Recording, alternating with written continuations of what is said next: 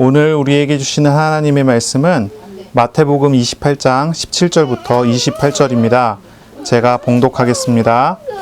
예수께서 예루살렘으로 올라가려 하실 때에 12 제자를 따로 데리시고 길에서 이르시되 보라, 우리가 예루살렘으로 올라가노니 인자가 대제사장들과 서기관들에게 넘겨짐에 그들이 죽이기로 결의하고 이방인들에게 넘겨주어 그를 조롱하며 채찍질하며 십자가에 못 박게 할 것이나 제3일에 살아나리라.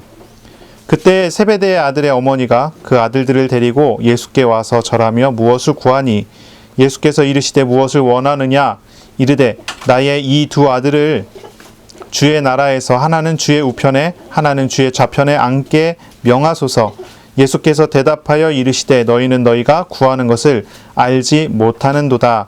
내가 마시려는 잔을 너희가 마실 수 있느냐? 그들이 말하되 할 수 있나이다. 이르시되 너희가 과연 내 잔을 마시려니와 내 좌우편에 앉는 것은 내가 주는 것이 아니라 내 아버지께서 누구를 위하여 예비하셨든지 그들이 얻을 것이니라.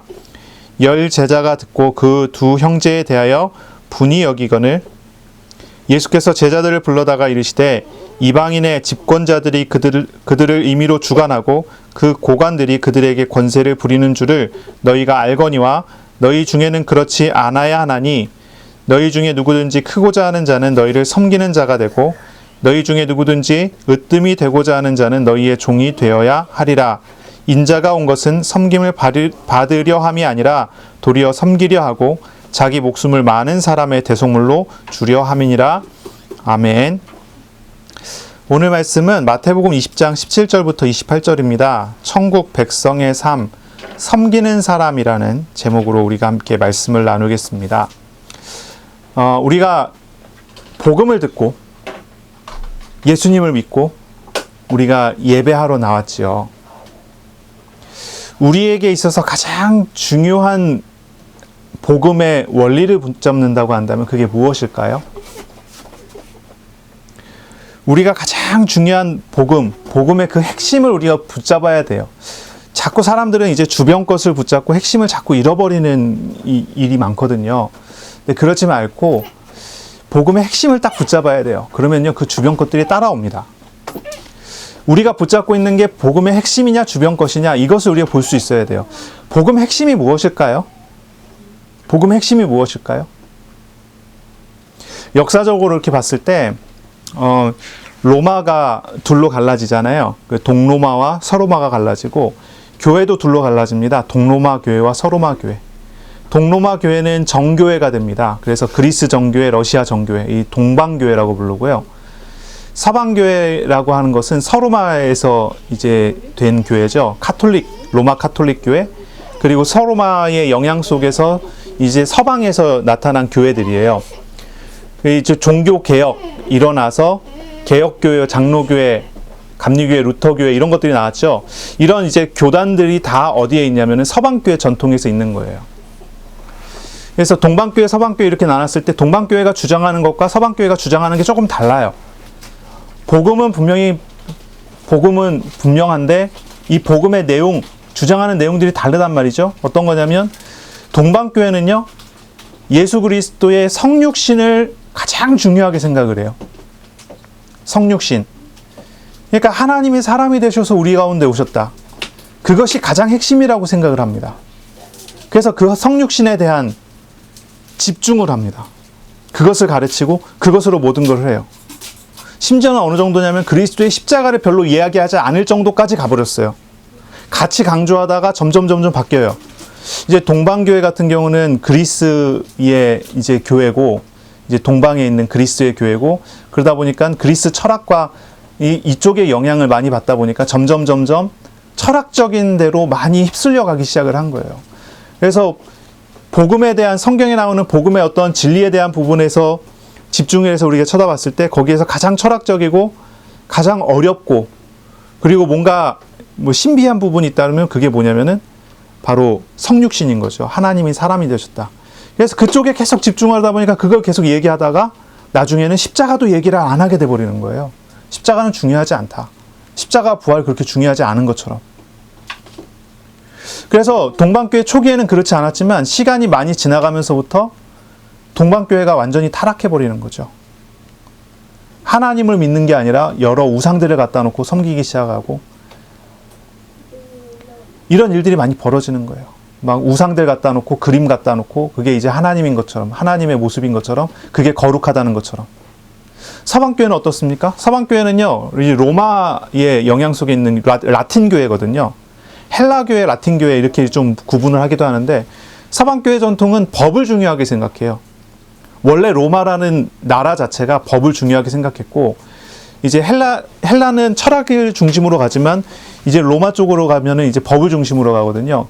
그래서 라틴 교부들이라고 하는 사람들이 이렇게 교회에, 교부라고 하면 어떤 사람들이냐면, 처음에 이제 예수님께서 제자들을 사도로 세우셨죠. 사도들은 예수님의 제자들이에요. 예수님이 직접 불러서 세운 사람들. 근데 이 사도들이 죽게 되니까 이제 사도들의 제자들이 나와요. 사도의 제자. 이 사람들을 뭐라고 부르냐면 속사도라고 불러요. 속사도. 사도들은 직접 예수님과 함께 했던 사람들이고, 속사도는 예수님을 알고 예수님을 보고 예수님을 경험했지만 직접 제자가 아니라 제자의 제자가 된 사람들이에요. 이 속사도라고 하는 사람들이 죽게 되면 그 다음에 어떤 사람이 나오냐면 그 제자들과 그 속에서 그 밑에서 자라난 사람들이 나오는데, 이제 이 사람들은 사도성에 대해서 이제 주님께서 세운 사도라고 하는 그런 직책을 받지 않고요. 사도성을 이어받았지만 사도라는 어떤 직분을 가진 사람으로 보지 않기 때문에 사도라고 부르지 않습니다. 이 사람들 어떻게 부르냐면 교회의 아버지들이라는 뜻으로 교부라고 불러요. 교부. 이 교부라는 사람들이 있는데, 이 교부들이 이제 또 헬라 교부와 라틴 교부 이렇게 나누는 거예요. 헬라 교부는 아까 얘기했던 이 동방교회. 굉장히 많은 부분에 철학적인 접근을 많이 해요. 우리가 잘 아는 이제 삼위일체에 관련된 거. 삼위일체. 삼위일체는 우리가 철학적으로 접근을 하게 되면 어떻게 되냐면, 어떻게 되죠? 삼위일체에 철학적으로 접근하면 이해할 수 있습니까? 논리와 철학으로 접근하면 삼위일체 이해가 안 가거든요. 이해가 안 돼요. 헬라 교부들이 삼위일체론에 대한 많은 철학적인 논의가 있었어요. 그 지금도 되어지는 많은 논의들이 그때 당시에 이루어졌었던 논의들을 살펴보면 다 똑같아요. 어쨌든 이제 그런 부분들이 있고, 이제 라틴 교부라고 하는 사람들은 어떤 사람들이냐면 법을 중요시하고 법에 대한 이야기들을 하는 사람들이에요. 그러다 보니까 이제 어떤 쪽에 집중을 하냐면 그리스도의 성육신에 집중하기보다는 어느 쪽으로 가냐면 이제 그리스도의 십자가의 대속과 부활에 집중하는 겁니다. 이제 법정적인 거예요. 칭의.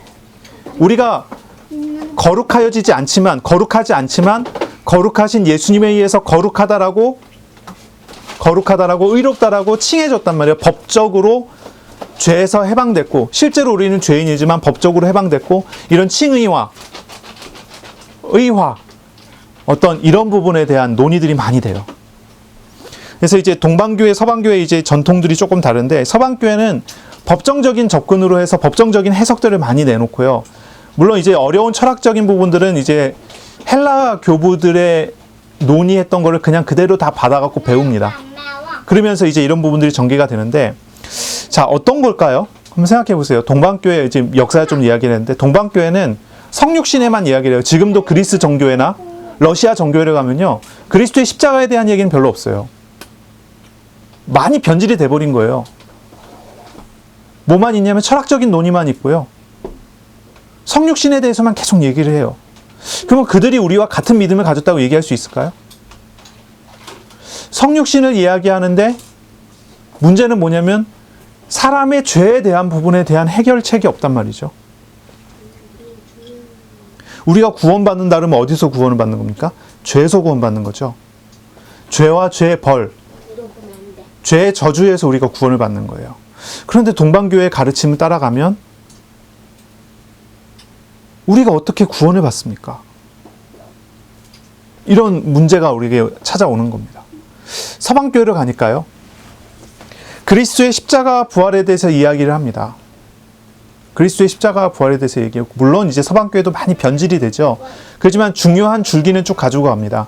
예를 들어서 이제 어거스틴으로부터 해서 칼빈으로 이어지죠. 물론 중세의 천년이 그냥 다 암흑기라고 해갖고 복음을 잃어버린 세월이 돼버리긴 하지만은 그 전통 안에서 중요한 줄기들을 가지고 갑니다.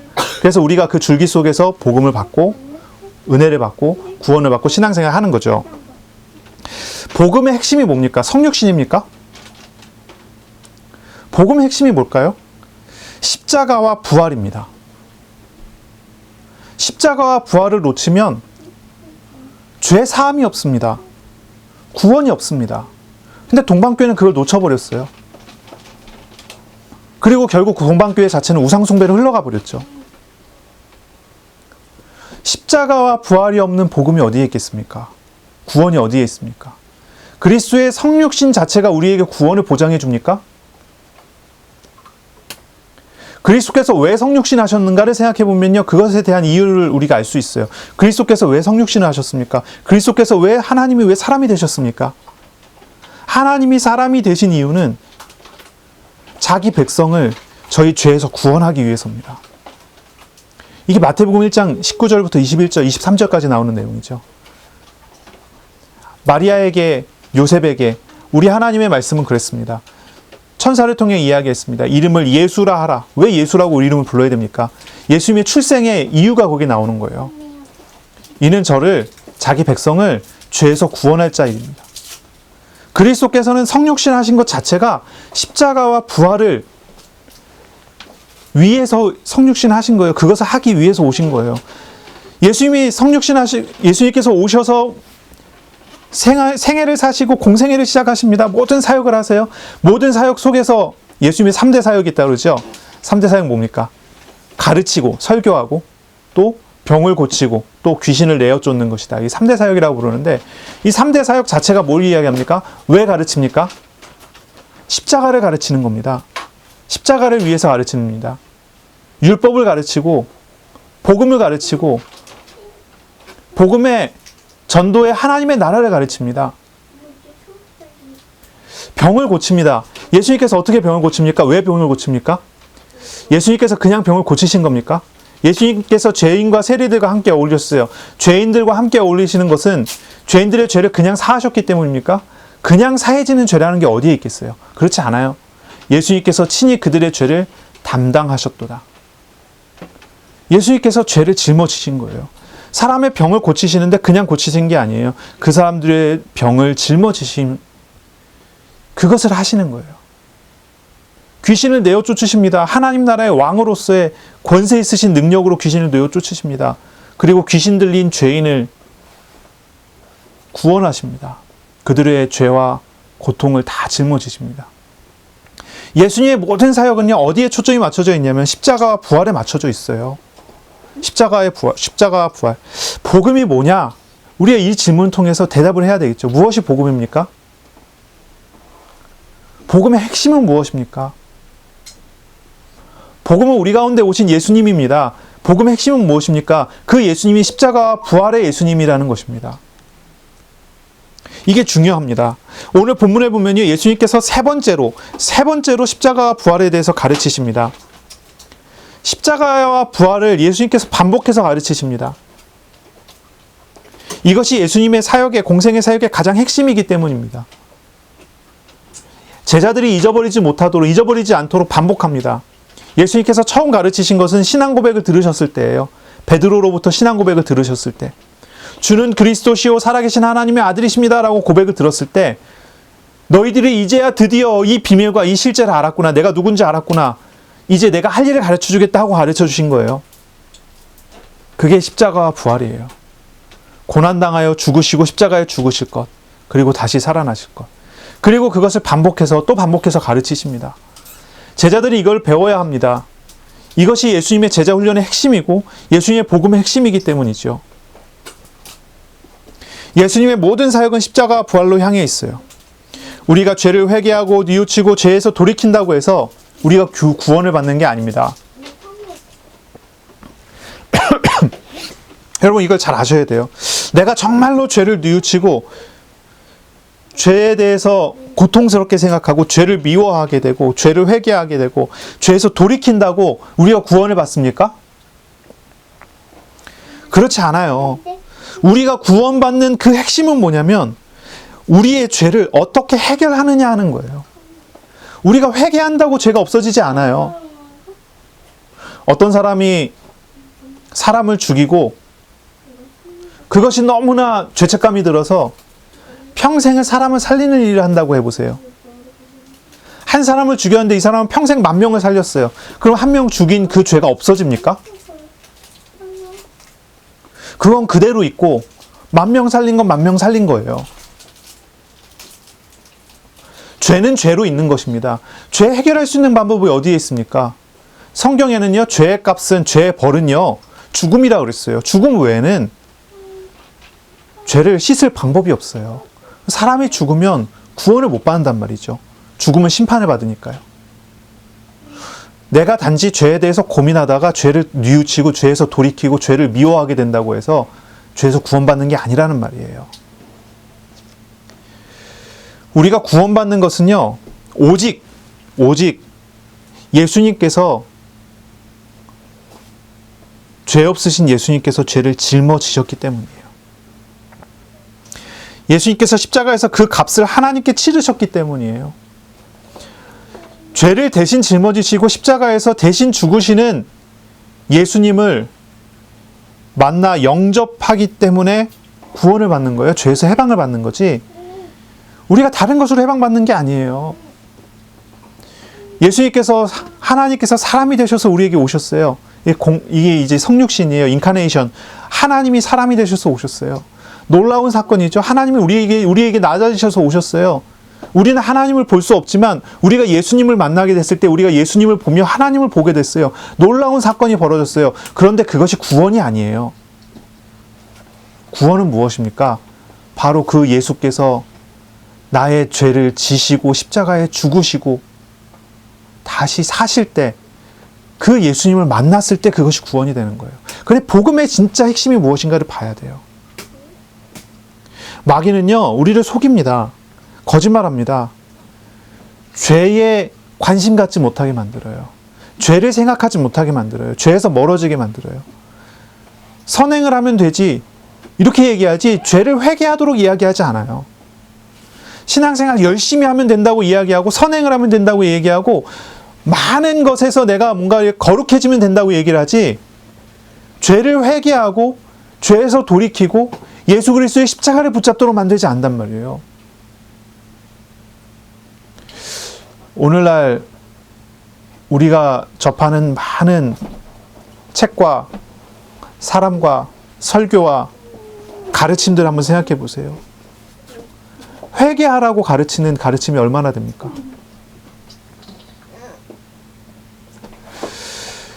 복음의 핵심은 십자가입니다. 십자가와 부활입니다. 복음의 핵심 중에 핵심은 십자가와 부활이에요. 십자가와 부활로 우리가 나아가야 돼요. 십자가와 부활에 예수님께 나아가야 돼요. 그것이 내가 사는 길이고 내가 살아가는 길이에요. 내가 구원을 받는 것이 십자가와 부활 안에서 이루어지는 거고, 내가 이 세상에서 신앙생활에 나가는 것이 십자가와 부활 안에서 이루어지는 거예요. 이것이 가장 중요한 거 아니겠어요? 마귀는 지금도 우리의 거짓말을 해갖고 우리가 죄 속에 빠져들어가고 죄의 죄책감 느끼지 못하게 하고 죄에 얽매이게 만들어요.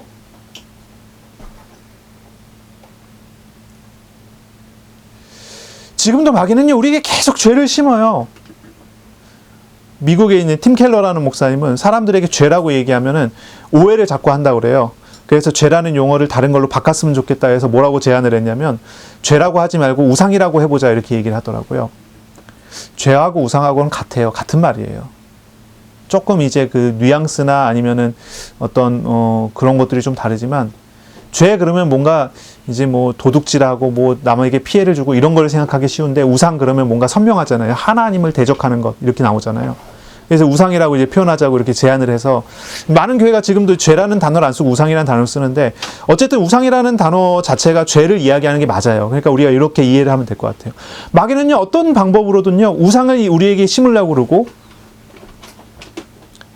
하나님 앞에 우상을 따라가는 것에 대한 죄책감을 갖지 못하게 만들어요. 하나님 믿으면 부자 돼야 된다, 이런 식으로 해갖고요, 우상을 하나님 믿는 믿음 안에서 교묘하게 섞어버리기도 하고요. 하나님과 재물을 겸하여 섬길 수 없죠. 부자가 천국에 가는 것은 낙타가 바늘기에 들어가는 것보다 어렵다고 그러잖아요. 그런데 부자가 천국에 간다는 식으로 가르치는 거예요. 그렇게 속이는 거예요. 그렇게 끌고 가는 거예요. 복음의 핵심이 십자가와 부활인데 복음의 핵심을 딱 놓치게 만들어요. 다른 것으로 심어버려요. 그래서 신앙생활을 한다 그러면은 내가 하나님께 늘 돌아가고 죄를 버리고 하나님 앞에 나아가는 것을 생각하지 않고 신앙생활 한다면 뭘 생각하죠? 기도해서 응답받고 성공하고 기도해서 역사가 일어나고 이렇게 생각을 한단 말이에요. 신앙생활의 진짜 핵심이 어디에 있는지를 놓쳐버리게 만드는 거예요. 신앙생활 뭡니까? 하나님을 만나서 하나님과 동행하는 것이 신앙생활이잖아요. 그러면 신앙생활 하는 데 있어 가장 핵심은 무엇입니까? 내가 죄에서 거룩하여지는 거예요. 죄를 그대로 안고 우상을 그대로 안고 신앙생활이 됩니까? 그게 하나님과 동행하는 겁니까? 마귀랑 동행하는 겁니까? 질문을 제대로 해봐야 돼요. 우리는 이 부분에 대한 고민을 진짜 해야 되고 이 부분에 대한 생각을 많이 해야 돼요. 내가 정말로 십자가와 부활 이걸 가지고 있는가? 이걸 고민하고 있는가? 생각해 봐야 돼요. 예수님의 공생의 모든 사역의 초점이 여기에 딱 맞춰져 있었어요. 예수님은 처음 사역을 시작하실 때 외치셨어요. 회개하라, 천국이 왔다, 가까이 왔다. 천국이 이미 왔고 계속 오고 있단 말이죠. 회개하라고 얘기했습니다. 죄를 알고 죄를 뉘우치고 하나님께로 나오라고 이야기했습니다. 그리고 나오는 모든 사람의 죄와 고통을 예수님 짊어지셨어요.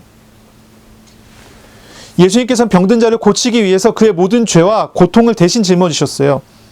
멸시받는 자를 위해서 그와 함께 하심으로 그의 모든 고통을 대신 짊어지시고 그와 함께 하시기로 약속하셨어요. 이사야서 53장 5절에 보니까 이런 말씀이 있죠. 그가 찔림은 우리의 허물 때문이요 그가 상함은 우리의 죄악 때문이라. 그가 징계를 받음으로 우리가 평화를 누리고 그가 채찍에 맞음으로 우리는 나음을 받았도다.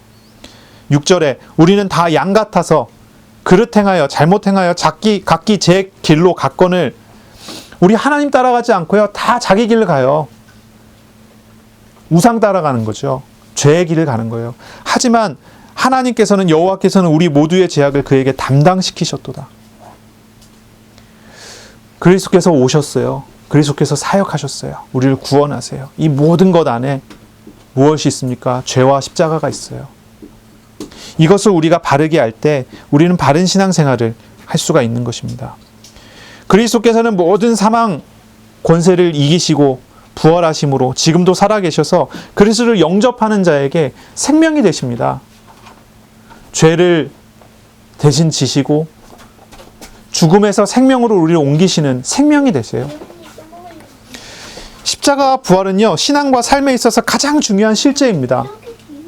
이걸 우리가 분명히 알아야 돼요. 십자가와 부활이 신앙과 삶에 있어서 가장 중요한 실제예요. 왜 그렇습니까? 그것은 우리가 죄인이기 때문입니다. 우리가 예수 그리스도를 영접하지 않았다면 우리는 죄 중에 살다가 죄의 벌을 받아 죽게 되는 것이 인간이기 때문입니다. 그러니 그리스도의 십자가와 부활은 내가 구원받게 하는 가장 유일한 방법이고 가장 중요한 실제가 되죠. 구원받은 사람에게 있어서도 마찬가지입니다. 우리가 육신을 떠나기까지 우리는 남아있는 죄된 본성과의 싸움을 해야 됩니다. 우리를 죄로 끌고 가려고 하는, 우리를 우상으로 끌고 가려고 하는 마귀의 유혹 가운데에서 우리가 싸움이 일어나야 되겠죠. 여기에서 우리가 승리하는 유일한 방법이 그리스도의 십자가와 부활을 믿는 거라는 것을 알아야 합니다. 내게 우상의 유혹이 있고 내게 죄된 유혹이 계속 온다고 해요. 그리고 그것이 나에게 가까워요. 내가 늘 그 속에 젖어 있고 그 속에서 살아가는 것이 사실입니다.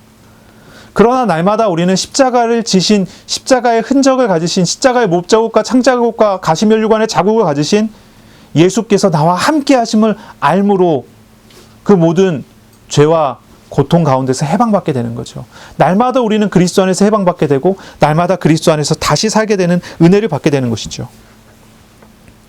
십자가와 부활은요, 신앙생활을 처음 시작할 때 믿고 지나가는 관문 같은 게 아니에요. 구원받는 관문 같은 게 아니에요. 로마에 있는 어느 교회에서는 그렇게 주장을 하잖아요. 십자가와 부활을 믿고 구원받으면 그 다음부터는 뭐하죠? 선행을 해야 된다는 식이죠. 그런 관문 같은 게 아니에요. 십자가 부활은요, 그런 게 아니에요. 십자가의 예수님은 지금도 그 몸에 못자국과 창자국을 가지시고 가시 면류관의 자국을 가진 몸으로 우리와 함께 하시는 거예요. 저와 여러분을 구원하시고 함께 하시기 위해 그 몸의 상처를 아직도 지니고 계셔요. 누가 우리를 위로할 수 있습니까? 누가 우리를 살게 합니까? 누가 이 세상을 살아가는데 우리를 만족하게 할 수 있고, 누가 우리를, 이 세상을 살아가는 우리의 상처를 보듬어 줄 수 있습니까? 우리의 상처와 고통을 짊어지신 우리 예수님만이 우리를 위로하시는 것입니다. 예수님이 짊어지신 십자가는 우리를 구원하시는 방법이고, 또한 우리가 이 세상 상처 많은 이 세상에서 살아가는 방법이 되는 거예요. 죄와 우상에서 해방받는 방법이 되고, 이 세상에서 참된 위로를 받는 방법이 되는 거죠. 하이델베르그 요리문답 1번에는 이런 질문을 합니다. 살아서나 죽어서나 당신의 유일한 위로는 무엇입니까? 우리가 예수 그리스도를 영접하고 믿었다면, 우리가 살든지 죽든지 우리의 삶에, 우리의 생활에, 우리의 오늘 속에, 우리의 가정 속에, 우리의 현실 속에 우리를 정말로 위로할 수 있는 그 위로가 어디에 있는 것입니까? 살아서나 죽어서나, 이 대답이에요. 이 질문에 대한 대답이에요. 나의 유일한 위로는 살아서나 죽어서나 나는 나의 것이 아니요 몸도 영혼도 나의 신실하신 구주 예수 그리스도의 것입니다. 그리스도께서는 그의 보혈로 나의 모든 죄값을 완전히 치르셨고 나를 마귀의 모든 권세에서 해방하셨습니다. 또한 하늘에 계신 나의 아버지의 뜻이 아니면 머리털 하나도 땅에 떨어지지 않도록 나를 보호하시며 참으로 모든 것이 합력하여 나의 구원을 이루도록 하십니다. 그러함으로 그의 성령으로 그분은 나에게 영생을 확신시켜 주시고 이제부터는 마음을 다하여 즐거이 그리고 신속히 그를 위해 살도록 하십니다. 이렇게 고백을 해요. 무엇이 나를 위로합니까? 무엇이 나를 위로해요? 예수님이 나를 위로해요. 예수님의 십자가와 예수님의 부활이 나를 위로해요. 그 예수님이 나를 위로합니다. 그 능력으로 하나님께서, 그 십자가 부활 때문에 하나님께서 나를 섭리하시고 나를 지키시고 인도하시기 때문에 나는 그것이 나를 위로한다고 얘기를 해요. 우리가 신앙생활하는데 무엇이 나를 위로할 수 있습니까? 헨리 나우엔이라는 사람이 책을 썼어요. 상처 입은 치유자라는 책이에요. 헨리 나우엔이라는 사람은 우리 같은 개혁파가 아니고요. 좀 뭐라 그럴까요? 그 신학자로서 어떤 치유 사역 관련해서는 많은 책을 남기고 이제 여러 영향을 남겼지만 우리와 같은 신앙을 가진 건 아니에요. 하지만 이제 그 사람이 쓴 책 중에 아주 중요한 책이 한 가지가 있어요. 상처 입은 치유자라는 책이에요. 우리가 예수 그리스도를 믿고 신앙생활을 해나가는데 우리의 삶의 모난 부분과 우리의 삶의 상처이 난 부분은 우리의 삶 자체가 온전하지 않은 부분들이 많이 있어요. 그걸 우리는 상처라고 표현을 해요. 근데 그 상처를 어떻게 치유할 수 있을까요? 그리스도 안에서 믿음으로 우리는 나아갈 때 치유받아야 되잖아요. 이 헨리 나우엔이라는 이 사람이 뭐라고 이 표현을 하고 이야기를 하냐면 이 부분에 대한 이야기를 한 거예요. 우리를 치유하시기 위하여 그분이 상처 입으셨다. 그렇게 얘기를 해요. 이게 사실 그 책의 핵심이죠. 상처 입은 치유자만이 우리를 치유하실 수 있다는 거예요. 그분께서 짊어지셨기 때문에, 그분께서 그 아픔을 가지고 계시기 때문에 우리를 치유하실 수 있다는 거죠. 우리의 고통을 그리스도께서 짊어지셨기 때문에 내가 고통스럽고 어려울 때 그리스도의 십자가를 바라보면 그것이 나에게 위로가 되고 그것이 나에게 위안이 되고, 그리고 부활하신 그리스도의 능력으로 내가 거기서 살아날 수 있는 힘이 우리 가운데서 회복될 수 있는 거죠. 죄와 마귀를 이기는 능력이 그리스도 안에 있고 우리 안에 있는 상처와 우리 안에 있는 부족함을 채워주시는 능력이 십자가 안에 있는 것입니다. 부활 안에 있는 것입니다. 그러니 우리가 이 십자가와 부활의 주님을 온전히 붙잡고 신앙생활을 해야 되는 거예요. 십자가와 부활을 제외하면 그것이 신앙생활이 아니게 됩니다. 십자가와 부활 앞에 설 때 우리가 참된 신앙생활을 할 수가 있게 되는 거죠. 복음의 핵심이 무엇입니까? 십자가와 부활의 주님입니다. 이것을 우리가 기억해야 돼요.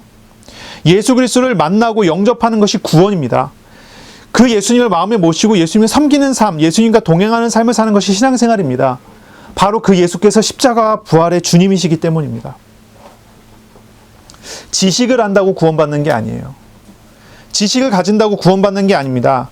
십자가와 부활 사건에 대해서 의심하지 않는 신념을 가진다고 해서 구원받는 게 아닙니다.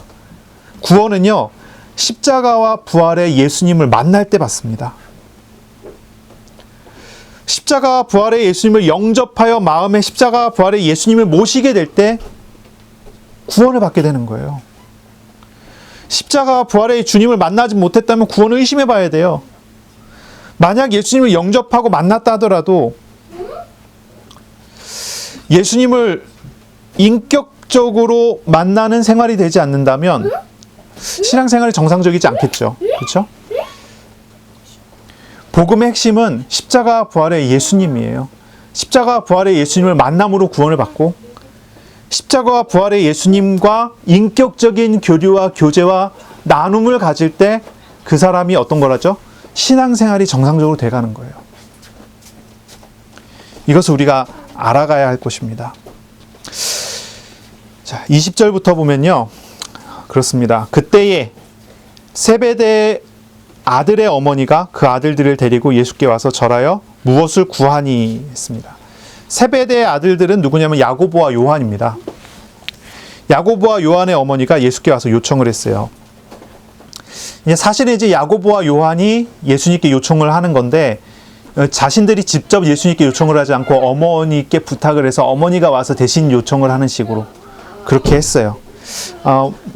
잘못돼도 그 일이 잘못돼도 직접 책망을 받지 않을 수 있는 그런 방법을 쓴 것 같아요. 이 질문을 들으시고 예수님께서는 직접 야고보와 요한에게 대답을 하시죠. 예수님은 이 질문이 어디서 왔는지를 아시기 때문에 이제 그렇게 하시는데 무엇을 구합니까? 이렇게 구합니다. 21절에 예수께서 이르시되 무엇을 원하느냐? 이르되 나의 이 두 아들을 주의 나라에서 하나는 주의 우편에 하나는 주의 좌편에 앉게 명하소서. 이렇게 얘기를 해요. 이거 뭐죠? 야고보와 요한의 지위를 다른 제자들보다 높여주십시오. 이런 얘기예요. 다른 제자들보다 더 높여달라. 더 높은 자리에 앉고 싶다라고 하는 그런 말이에요.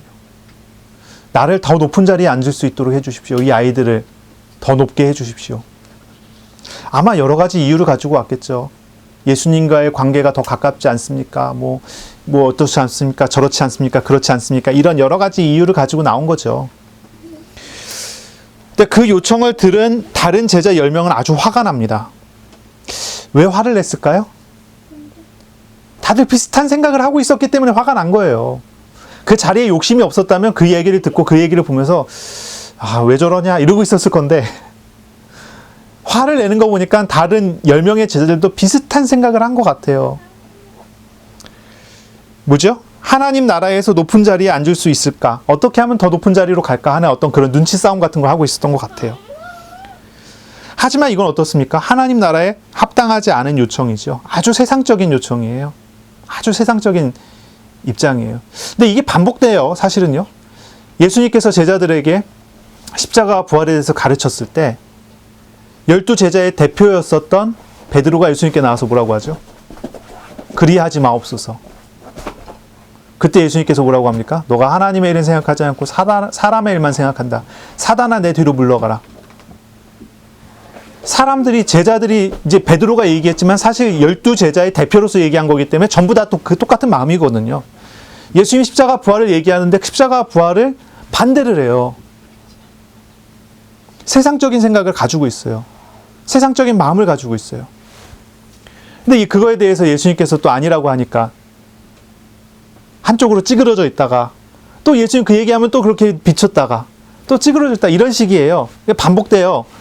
이번에는 그 얘기를 듣고 예수님의 십자가 부활에 대한 이야기를 듣고 그때에 바로 즉시 예수님께 세베대의 아들의 어머니가 와서 야고보와 요한의 어머니가 와서 즉시 얘기를 하는 거예요. 그 얘기를 또 분내고 똑같은 상황이 반복되는 거예요. 예수님께서는 십자가 부활을 계속 얘기하시는데 제자들은요 십자가 부활에 감동이 없어요. 십자가 부활의 내용이 중요하지 않아요. 이 제자들의 마음에 있는 복음의 핵심은 무엇입니까? 하나님의 나라와 높은 자리예요. 그 하나님의 나라도 예수님 얘기하신 그 본질적인 모델적인 어떤 그 원래적인 모습의 하나님 나라가 아닌 것 같아요. 왜냐하면 높고 낮은 지위가 있는 하나님 나라라고 얘기하잖아요. 세상과 같은 천국을 이야기하고 세상과 같은 천국에서 높은 자리에 올라갈 걸 얘기를 하는 거예요. 제자들 마음에 있어서의 복음의 핵심은 십자가 부활이 아니라 세상적인 성공인 거죠.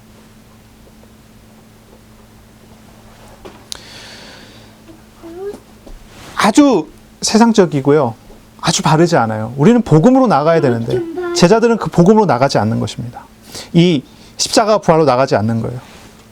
하나님 나라는요, 높은 자리에 올라간다고 해서 많은 권력을 갖게 되는 그런 나라가 아닙니다. 우리가 잘 알고 있죠. 하나님의 나라는요, 높은 자리에 있다고 해서 권력을 갖게 되는 그런 나라가 아니에요. 하나님 나라의 권위는, 권력은 오직 하나님 한 분께만 있어요. 하나님의 통치가 있고 그 통치 아래서 순종하고 섬기는 자만이 높다고 인정을 받을 뿐이지 권력을 갖는 것도 아니에요. 그런데 전혀 다른 생각을 하는 거예요. 높은 지위와 권력을 염두에 두고 높은 자리를 요구하는 것은 세상적인 구조에 의한 것이지 하나님 나라에 관련된 것은 아니거든요. 사실 예수님께서는 이것을 반복해서 계속 설명해 주셨는데, 예수님께서 제자들에게 천국 백성의 삶의 방식을 여러 번 계속 반복해서 가르치셨잖아요. 그런데 이 제자들이 계속 듣고도 한 귀로 듣고 한 귀로 흘려나가듯이, 분명히 이 마태복음에 기록됐고 마가복음에 기록됐고 하는 거 보면은 잊어버리지 않고 다 기억을 하는데 마음에 없는 거예요. 이런 상태인 거예요. 예수님께서 가르치시고 또 가르치시고 가르치시는데 다 기억하고 지식으로는 다 알고 있지만 마음에 없는 거죠. 예수님 어떻게 가르치셨습니까? 계속 반복해서 가르치셨잖아요.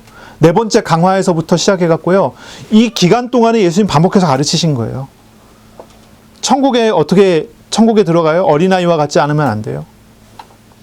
어린아이와 같이 자기를 버리고 주민을 섬겨야 돼요. 이웃을 사랑하고 용서해야 돼요. 자기 것이 없어야 돼요. 하나님과 인격적인 교제 안에서 하나님 주권에 순종해야 돼요. 자기 게 없어요. 많고 적음이 아니에요. 하나님의 나라를 받고 하나님 나라의 백성된 삶을 사는 것은 그런 것과 달라요. 그걸 반복해서 이야기하셨어요. 그러고 십자가를 이야기하셨는데 제자들은 십자가를 듣고 이 반응을 보이는 거예요. 참 뭐라고 합니까? 참 미련하지 않습니까? 사실 이 미련한 모습이 우리의 모습입니다. 저의 모습입니다. 우리는 늘 하나님으로부터 십자가와 부활의 실제에 대해서 듣지만 막상 우리가 현장에 나갔을 때 십자가와 부활이 아니라 성공과 응답과 평안과 세상적인 응답을 말하지 않습니까? 우리가 사실 이 제자들의 모습과 다르지 않다는 것을 우리가 알아야 되겠죠. 예수님은 대답하십니다. 대답하세요. 22절입니다. 예수께서 대답하여 이르시되 너희는 너희가 구하는 것을 알지 못하는도다. 내가 마시려는 잔을 너희가 마실 수 있느냐? 그들이 말하되 할 수 있나이다. 이 대답해요. 예수님이 마셔야 되는 잔이 무엇인지 알지 못하고 구해요. 알지 못하고 구해요. 예수님이 마시는 잔이 무엇입니까? 제자들은 영광의 잔을 생각하는 거예요. 이제 컵을 이야기하는 거예요. 컵을 들어서 컵을 마셔요. 이 컵에 뭐가 담겼느냐가 중요하겠죠. 이 컵에 하나님의 영광이 담겼을 수도 있고요. 이 컵에 평안이 담겼을 수도 있어요. 이 컵에 뭐가 담겨 있을 수 있습니까? 슬픔이 담겨 있을 수도 있죠. 그런데 예수님께서 마시는 컵은 무슨 컵입니까? 무슨 잔입니까? 예수님 마시는 잔은요, 영광의 잔이 아니에요. 심판의 잔이고 진노의 잔입니다. 고난의 잔입니다. 배척당하는 잔입니다. 예수님께서는 그걸 얘기하시는 거예요. 너희가 내가 마시려고 하는 잔이 무엇인 줄 알고 그걸 마시려고 하느냐.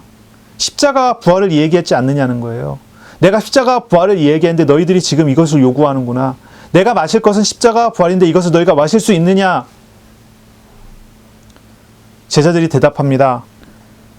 할 수 있나이다. 정말 할 수 있나요?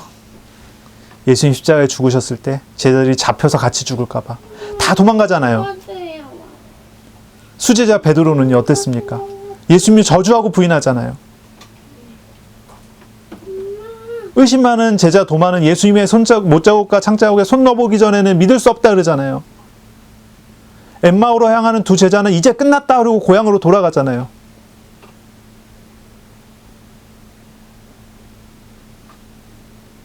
예수님을 그렇게 따라다녔던 제자들이 예수님 죽으시고 돌무덤에 들어가시니까 아무도 나오지 않고 아무도 찾아가지 않잖아요. 여자들 몇 명만 찾아가고 예수님 시체에 기름 바르려고 부활을 안 믿으니까요. 그런데 어떻습니까? 아무도 믿지 못하고 아무도 받아들이지 못하는데 대답은 이렇게 잘해요. 할 수 있나이다. 예수님 대답하시요. 23절에 이르시되 너희가 과연이라고 했어요. 과연 내 잔을 마시려니와 만약에 너희들이 내 잔을 마실 수 있다 하더라도 대답하시기를 내 좌우편에 앉는 것은 내가 주는 것이 아니라 아버지께서 누구를 위하여 예비하셨든지 그들이 얻을 것이니라. 그렇게 얘기하세요. 만약에 예수님의 잔을 마실 수 없겠지만 마신다 하더라도 예수님의 좌우편에 앉는 것은 하나님이 예비하신 사람이어야 된다. 이 얘기를 하세요. 너희들이 요구해서 되는 거 아니고 너희들이 얻어서 되는 거 아니고 너희들이 공로를 세워서 세울 수 있는 게 아니라는 거예요. 하나님 나라의 법칙이죠. 하나님의 나라는요. 사람의 공로에 의해서 평가받는 곳이 아니에요.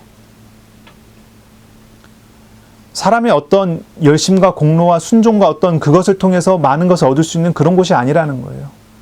순수히 하나님의 선물과 하나님의 은혜로 이루어지고 은혜로 그 자리에 올라가는 것이다 라고 말씀을 하시는 거예요.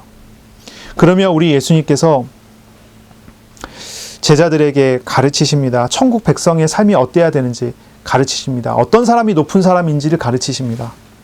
25절에 말씀하시기를 예수께서 제자들을 불러다가 이르시되 이방인의 집권자들이 그들을 임의로 주관하고 그 고관들이 그들에게 권세를 부리는 줄을 너희가 알거니와 얘기를 해요. 이방인의 집권자와 고관들의 권세 부림을 이야기를 해요. 이방인의 집권자와 고관들의 권세 부림. 이거는 일명 우리가 지금 이제 편안하게 들을 수 있는 용어로 표현한다면 갑을 관계예요. 이방인의 집권자와 고관들은요, 갑을 관계의 갑이기 때문에 갑질을 하죠. 권세를 부려요. 권력을 사용해 갖고 여러 가지 것들을 합니다. 그것을 너희가 알거니와 그렇게 얘기를 해요. 그러나 26절에 너희는 그렇지 않아야 하나니 라고 말씀하세요. 하나님 나라는 그렇지 않단 말이죠. 하나님 나라는 갑을 관계의 그런 관계가 아니라는 것을 말씀하시는 거예요. 생각해 보십시오. 하나님은 어떻습니까? 우리와의 관계 속에서 하나님은 절대 갑이십니다. 하나님 절대 갑이에요. 그런데 절대 갑질하지 않으십니다. 인격적으로 대하시고 사랑으로 대하십니다. 사람이 행한 죄를 생각해 보면 사람은요 마땅히 죽임을 당해서 변명할 수 없는 게 사람이잖아요. 그런데 하나님께서는 제자들에게 그리고 저와 여러분들에게 정죄하지 않습니다. 죄를 묻지 않습니다. 우리 주님은 사랑으로 저와 여러분의 죄를 짊어지심으로 희생하십니다. 우리가 구원을 받은 다음에도 우리 주님께서는 인격적으로 우리를 대하시고 사랑으로 오래 참으시고 우리를 도우세요.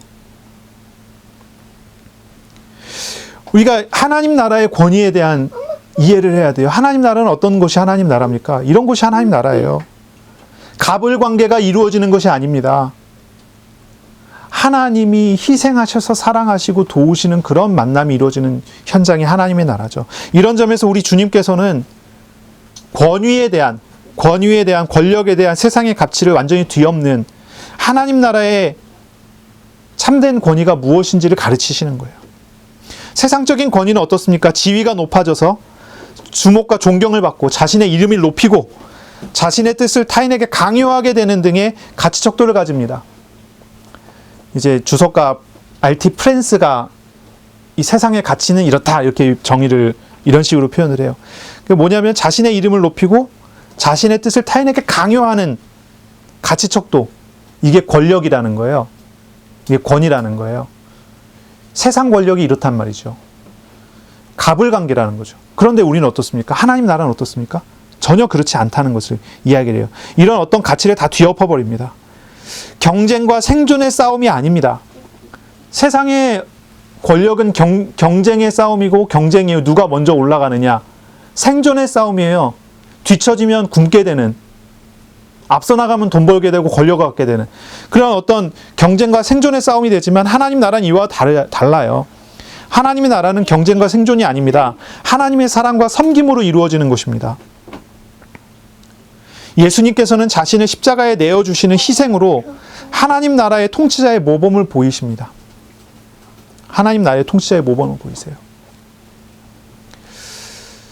하나님의 나라는 하나님의 섬김과 희생과 사랑으로 이루어집니다. 우리가 사는 모든 현장과 현실이 이런 은혜가 있는 그런 현장과 현실이 되기를 바랍니다. 아멘. 그렇다고 해서 사랑과 섬김으로 이루어진다고 해서 모든 것을 다 내어주고 마음대로 해라고 하는 그런 세상일까요? 아니겠죠. 그건 아니에요. 만약에 3살, 4살 어린아이가 우리 하연이가 아빠한테 저 날카로운 칼 너무 멋있어 보인다고 저 칼 좀 달라고 칼 가지고 놀겠다 그러면 어떤 아빠가 칼을 줄까요? 장난감 칼은 사서 줄 수 있을지 몰라도 진짜 칼을 주지 않잖아요. 사랑으로 섬긴다고 하는 말 안에 담겨져 있는 의미를 우리가 생각을 해봐야 돼요. 마음껏 아무거나 되도록 내버려 둔다는 뜻이 아니에요. 바른 길과 바른 방향을 향해 나아가도록 하되 그것을 오래 참음과 기다림으로 인격적으로 스스로 선택할 수 있도록 하나님께서 인도해 나가신다는 말이겠죠. 예수님의 섬김은요, 법과 정의를 무시하는 게 아니에요. 법과 정의를 올바르게 세우는 사랑의 섬김이에요. 율법주의는 정죄하는 역할을 해요. 율법은 정죄하는 역할을 해요. 우리 예수님께서는요, 율법을 통해서 율법으로 정죄하지 않습니다. 율법을 만족시키는 사랑을 보여주시는 거죠. 이것이 우리 예수님께서 우리에게 보여주신 참된 섬김입니다. 섬김. 예수님께서 이어서 말씀하십니다. 크고자 하는 자는 섬기는 자가 되고 으뜸이 되려는 자는 종이 되어야 한다. 28절에 이런 말씀을 하십니다. 인자가 온 것은 섬김을 받으려 함이 아니라 도리어 섬기려 하고 자기 목숨을 많은 사람의 대속물로 주려 함이니라. 우리 예수님이 보이신 본을 따라 우리는 하나님의 나라를 누리는 은혜를 가져야 하겠습니다. 예수님의 사랑과 예수님의 섬김이 우리의 모범이 되고 우리의 모델이 됩니다. 우리 주님의 마음과 생각을 배우시기 바랍니다. 주님을 섬기고 이웃을 사랑하는 사람이 되시기 바랍니다. 하나님의 나라의 백성은요, 지위를 탐하는 사람이 아닙니다. 섬김을 추구하는 사람입니다. 하나님 나라에서의 높은 사람은요, 섬기는 사람이에요. 사람들은 생각하기를 자리가 권력을 준다고 생각하지만 하나님의 나라에서는요, 자리가 권력을 주는 게 아닙니다. 섬기는 자가 하나님의 복받는 자리에 있게 되는 것입니다. 이것을 우리가 기억해야 되겠죠. 좀 실제적인 이야기를 해볼까요? 가정에서 자녀들을 어떻게 양육하고 어떻게 키워야 될까요? 회초리와 채찍으로 애들을 다스려야 될까요? 사랑으로 다스려야 될까요? 자, 회초리와 채찍으로 다스려야 된다 있습니까? 사랑으로 다스려야 된다 있습니까? 예, 아무도 반응을 어떻게 가르쳐야 합니까? 가정에서 가장이 되신 분은 가정을 어떻게 다스려야 합니까? 물론 현대사회에서 가장이라는 것이 과거의 가장 같은 그런 힘은 없죠. 권위는 별로 없어졌어요. 그렇다 하더라도 가정을 책임지는 자의 입장에 서는 사람에게 우리가 질문을 해봐야 돼요. 가정에서 가장은 가정을 어떻게 다스려야 합니까? 회사에서 일을 한다 그러면 부하 직원들을 어떻게 다스리는 게 옳습니까? 자기가 있는 지위를 생각한다면? 현장에서 내가 누군가를 만났다 그러면은 그 사람이 윗사람일 수 있고 아랫사람일 수 있습니다. 그 관계를 어떻게 형성을 해야 합니까? 조금 더 현실적인 이야기를 하는 거예요. 법과 질서 그리고 전통과 우리 어떤 미풍양속을 따라서 하면 되겠습니까? 그냥 무턱대고 사랑으로 다스리겠다 하면 되겠습니까? 섬긴다고 하는 것은 다 받아주고 원하는 대로 다 해준다는 것을 말하는 것이 아닙니다. 그런 걸 말하는 게 아니에요. 예수님께서도 제자들이 원하는 대로 다 해주지 않았습니다. 책망을 많이 하셨죠. 혼내고 그랬습니다. 예수님은요, 율법으로 제자들을 가르친 게 아니라 인격성과 사랑으로 제자들을 율법의 참된 길로 인도했어요. 부모는 자녀를 섬겨야 합니다. 이것은요, 자녀를요, 마음대로 하도록 터치하지 말고 내버려 두라는 말이 아니에요. 말씀을 가르치고 전도자로 키우고 미래를 준비하도록 엄하게 가르쳐야 돼요. 하지만 주님께서 우리를 대하듯이 인격체로, 인격적으로, 사랑으로 말씀을 따라 행해야 합니다. 이것이 바른 것이고 바른 길입니다. 우리가 신앙생활하는 것이 이런 과정 속에서 나와야 돼요. 하나님의 나라를 누린다는 것이 어떤 것입니까? 내가 하나님의 나라를 어떻게 누리죠? 1번은요, 하나님께 순종함으로 누리는 것이 하나님 나라를 누리는 방법입니다. 하나님께 순종함으로 누린다. 이것은요, 하나님께서 주신 질서에 순종하는 것도 포함됩니다. 내가 하나님께만 순종하면 되지, 그리고 가정 질서를 다 망가뜨렸다. 이거는 하나님께 순종을 못했다는 말이에요. 내가 하나님의 말만 들으면 되지, 그리고 우리나라 법 질서를 다 망가뜨린다. 하나님 제대로 안 믿은 거예요. 하나님 나라를 제대로 믿지 못하는 거예요. 하나님께서 나를 다스리시는데 어떻게 다스리십니까? 말씀과 사랑으로 다스리세요. 하나님 나를 다스리시는데요, 세상의 모든 일반적인 원리, 일반적인 은총을 통해서도 우리를 다스리십니다. 바른 원리를 이해해야 되겠죠. 하나님께서 우리에게 국가를 주시고 국가의 지도자를 주셨어요. 그 국가의 지도자들을 바라볼 때 그 국가의 지도자들이 잘하고 잘못하고는 둘째치고 선한 뜻이든 아니면 나쁜 뜻이든 간에 하나님의 뜻을 이루기 위해서 하나님은 나에게 허락한 사람이라는 것을 먼저 인정할 수 있어야 돼요. 이것이 우리에게 필요한 거예요. 하나님께서는 악한 사람도요, 악한 때에 적당히 쓰세요.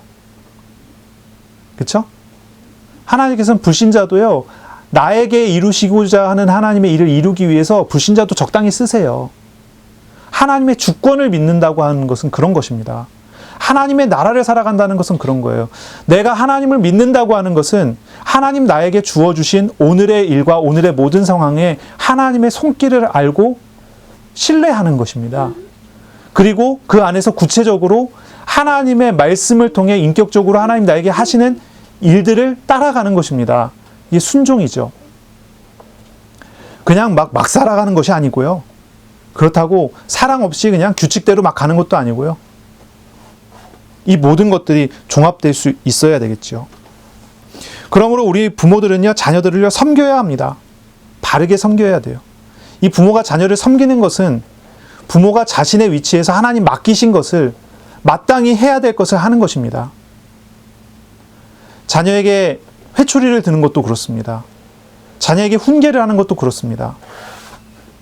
자녀를 위해서 희생하고 헌신하는 것도 그렇습니다. 모든 일들이 하나님 안에서, 하나님의 사랑 안에서 이루어질 수 있도록 해나가야 합니다. 이것이 이제 부모 자식과의 관계뿐만이 아니라 부부 사이도 마찬가지죠. 남편은 아내를, 아내는 남편을 하나님이 붙이신 하나님의 사람임을 알고 서로 존경하고 존중하고 도울 줄 알아야 합니다. 아멘? 네, 아멘 했습니다. 그런 믿음을 우리가 갖고 하나님께서 하시는 일들을 그 안에서 누려나가는 것이 우리에게 중요한 것입니다. 천국 생활은요, 십자가 부활로 이루어진 우리 주님의 통치에 순종하는 삶입니다. 십자가 부활로 이루신 주님의 통치에 순종하는 것입니다. 이것이 천국 생활을 하는 거예요. 우리가 모든 것에 대한 욕심과 우상을 버리는 것은 하나님과 함께하는 삶을 살고 하나님을 의지하는 삶을 살게 되기 때문입니다. 주님의 주권 아래서 주님을 섬기고 하나님의 주권 안에서 주어진 상황과 일에 열심을 내어서 생활하시기를 바랍니다. 기도하겠습니다. 하나님 감사합니다. 오늘도 우리에게 말씀하시고 우리가 하나님의 말씀을 따라 하나님께 순종하는 믿음의 삶을 살도록 하시니 감사합니다. 오늘 우리 가운데 주시는 말씀과 같이 우리가 하나님을 섬기고 이웃을 섬기는 참 섬김이 우리 가운데 회복되도록 은혜 내려 주옵소서. 그리스도의 십자가 부활의 주님을 우리가 굳게 붙잡고 주님과 동행하는 삶 살도록 은혜 내려 주옵소서. 감사하며 예수님의 이름으로 기도합니다. 아멘. 우리 구주 예수 그리스도의 은혜와 하나님의 사랑하심과 성령의 교통하심이 이제로 영원까지 항상 함께 있을지어다. 아멘.